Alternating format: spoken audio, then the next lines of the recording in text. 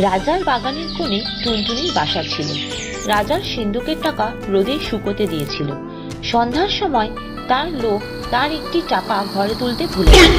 টুনটুনি সেই চকচকে টাকাটি দেখতে পেয়ে তার বাসায় এনে রেখে দিল আর ভাবলে, ইস, আমি কত বড়লোক হয়ে গেছি। রাজার ঘরে যে ধন আছে আমার ঘরেও সেই ধন আছে। তারপর থেকে সে খালি এই কথাই ভাবে আর বলে, রাজার ঘরে যে ধন আছে টুনির ঘরেও সেই ধন আছে। রাজা তার সভায় সে কথা শুনতে পেয়ে জিজ্ঞাসা করলেন, হ্যাঁ রে, পাখিটা কি বলছে রে? তখন সে বললেন, মহারাজ, পাখি বলছে আপনার ঘরে যে ধন আছে ওর ঘরেও নাকি সেই ধন আছে। শুনে রাজা বললেন, দেখ তো ওর বাসায় কি আছে। সিপাই দেখে এসে বললেন, মহারাজ, বাসায় একটা টাকা আছে। শুনে রাজা বললেন, সে তো আমারই টাকা, নিয়ে আয় সেটা।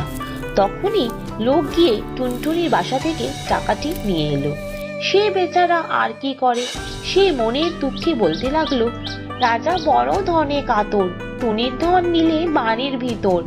শুনে রাজা বললেন, পাখিটা এটা তো বড় ঠেকারে, যা ওর টাকা ফিরিয়ে দিয়ে আয়। টাকা ফিরে পেয়ে টুনির বড় আনন্দ হয়েছে। তখন সে বলছে, রাজা ভারী ভয় পেল, টুনির টাকা ফিরিয়ে দিল। রাজা জিজ্ঞাসা করলেন, আবার কি বলছে রে? সিপাই বললেন, বলছে যে মহারাজ নাকি বড্ড ভয় পেয়েছে, তাই ওর টাকা ফিরিয়ে দিয়েছে। শুনে তো মহারাজ খুব রেগে গেলেন। বললেন, কি এত বড় কথা? আন্ত ধরে বেটাকে ভেজে খাই।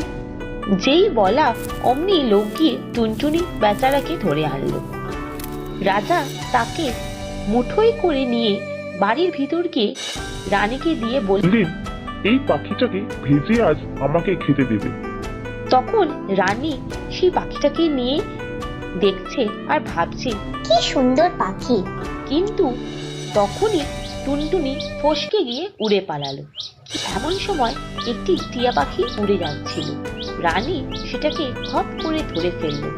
আর তখন রাজা ভাবছেন, আরে, পাখির বাচ্চাকে জব্দ করেছে। বলেছেন। অমনি টুনি বলছে, বড় মজা, বড় মজা, রাজা খেলেন পাখি ভাজা।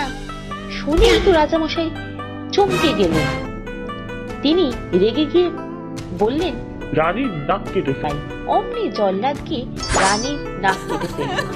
তা দেখে টুনটুনি বললে, এই টুনিতে টুনটুনালো, রানীর নাক কাটালো। তখন রাজা বললেন, আন বেটাকে ধরে এবার গিলে খাবে। দেখি কেমন করে। টুনটুনিকে ধরে আনলো। রাজা বললেন, জল নিয়ে আয়। অমনি এক গ্লাস জল দিয়ে রাজা টুনটুনিকে গিলে ফেললেন। কিন্তু একটু পরেই একটা ঢেকুর তুললেন আর টুনটুনি ঢেকুরের সঙ্গে বেরিয়ে উড়ে পালালো। রাজা বললেন, গেল গেল, ধর ধর। অমনি লোক গিয়ে বেচারাকে আবার ধরে আনলো।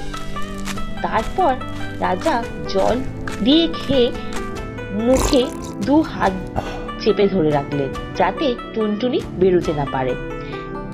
আর সিপাই তলোয়ার নিয়ে রাজামশাইয়ের কাছে দাঁড়ালো।